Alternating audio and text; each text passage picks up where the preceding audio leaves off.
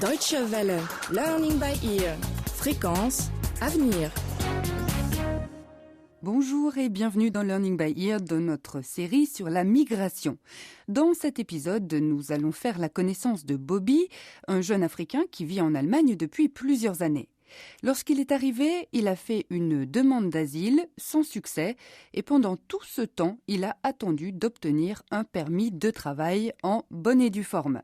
Écoutez tout de suite l'histoire de Bobby. My name is Bobby. Je m'appelle Bobby. I'm 33 years now. J'ai 33 ans. I was born in Ghana. Je suis né au Ghana. Now I'm in Germany since 2003. Je vis en Allemagne depuis 2003. C'est à peu près à cela que ça devrait ressembler lorsque Bobby a fait les démarches pour régulariser son séjour en Allemagne. C'était en 2005, alors qu'il était déjà sur le territoire depuis 2 ans. What I find myself is in Europe. Là où j'étais, c'était l'Europe. Je ne savais pas quel pays. Blanc, c'est blanc. Comme c'était la première fois que je venais en Europe, je ne savais pas si c'était l'Allemagne, l'Italie, la Hollande ou l'Espagne. Holland here is Spain here is. De 1987 à 1992, le nombre de demandes d'asile a considérablement augmenté en Allemagne. Par conséquent, la loi sur l'asile a été remaniée le 1er juillet 1993, avec notamment un article supplémentaire concernant l'entrée en République fédérale d'Allemagne. Une personne en provenance d'un pays tierce considéré comme sûr, c'est-à-dire non dangereux pour les ressortissants, n'a plus le droit d'obtenir l'asile politique. Tous les États de l'Union européenne, la Norvège, la Suisse et quelques autres pays encore sont considérés comme pays sûrs. Bobby est venu par bateau, sur un porte-conteneur. Il ne sait pas combien de temps a duré le trajet. Il ne se souvient plus. Une fois arrivé en Europe, quelqu'un l'a amené en voiture jusqu'au nord de l'Allemagne. So the person told me that here is Hamburg. Cette personne m'a dit, voilà, ici c'est Hambourg.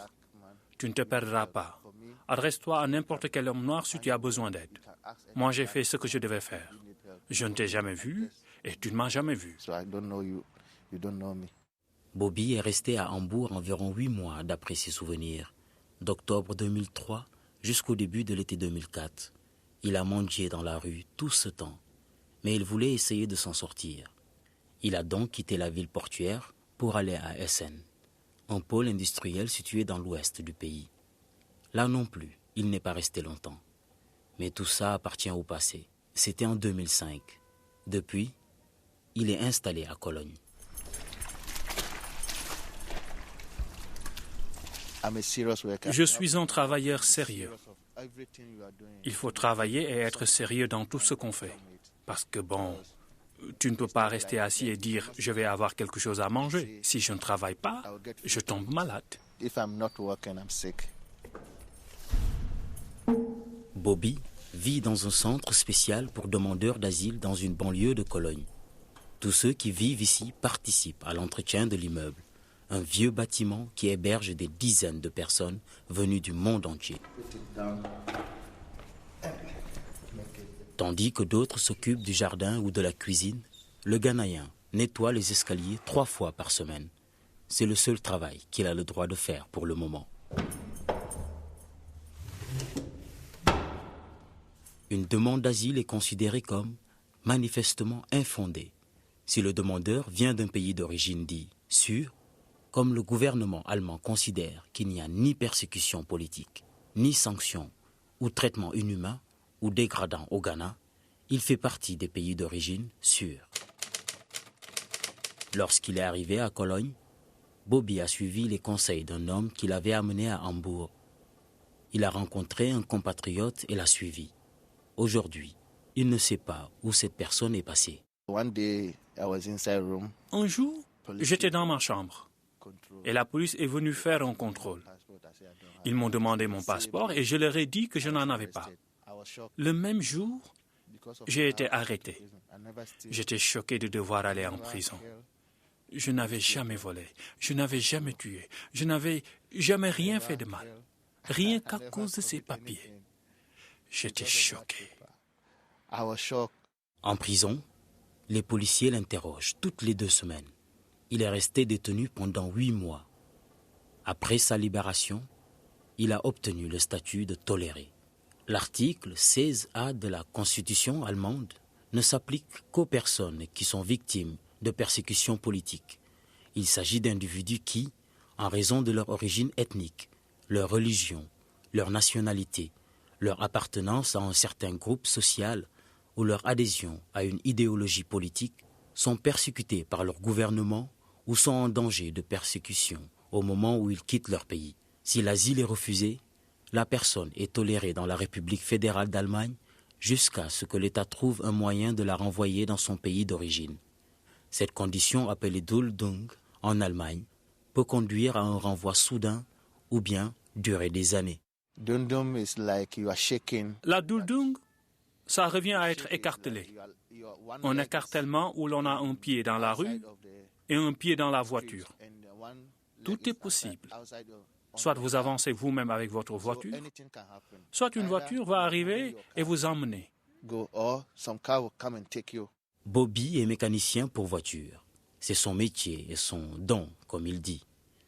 Il n'a pas obtenu l'asile en Allemagne parce que la personne qu'il a déclarée comme son persécuteur n'était ni un membre des autorités d'État, ni un proche collaborateur de l'État. I have problem with somebody, then he tried to send some people to try to kill me. Quelqu'un a essayé d'envoyer des gens me tuer, seulement parce que mes affaires marchent bien et que les siennes ne décollent pas.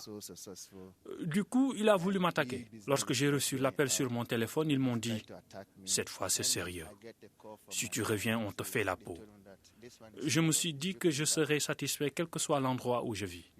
Mais j'ai pensé « Je ne suis pas en sécurité. Il faut que je quitte ce pays. » Because of no security, I say I'm not safe. I have to leave the country. Bobby n'était pas dans son atelier lorsqu'un de ses collègues l'a appelé pour l'avertir. Il n'est jamais revenu. L'un de ses oncles a tout organisé. Il l'a hébergé. Il a payé le trajet et a fixé le jour du départ. Depuis, pendant toutes ces années d'attente, Bobby a appris à être patient. En 2008, environ 22 000 personnes ont demandé l'asile en Allemagne. 3 856 d'entre elles venaient d'Afrique, plus que l'année précédente. La majorité de ces Africains étaient originaires du Nigeria, suivis ensuite par les Algériens et les Érythréens. Le Ghana arrivait en 4e place avec 206 demandes.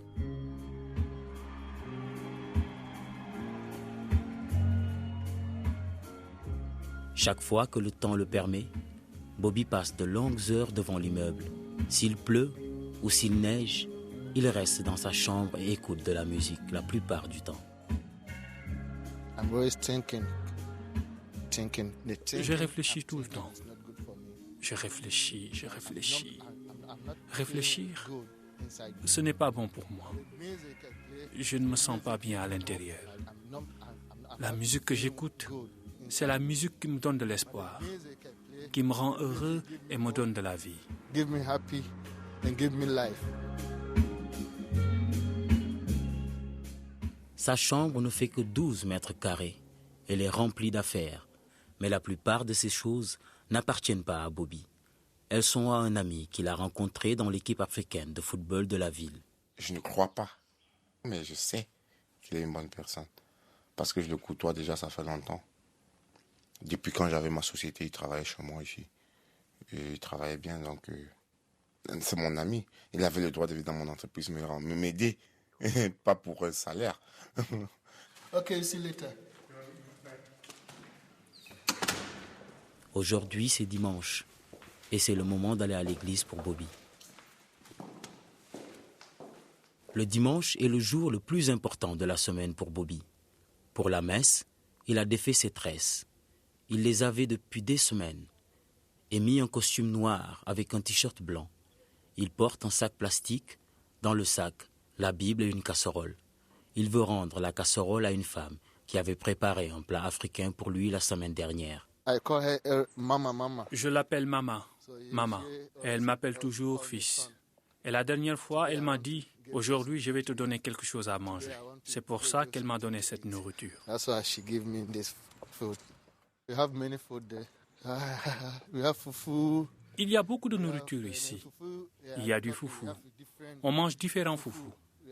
Ce n'est pas comme les kartoffeln, les patates d'ici et tous ces trucs. C'est pas pareil.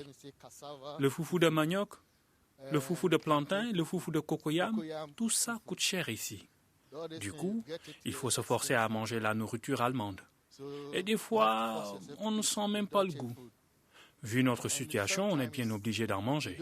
Mais parfois, on regrette les plats que nos mères nous préparaient.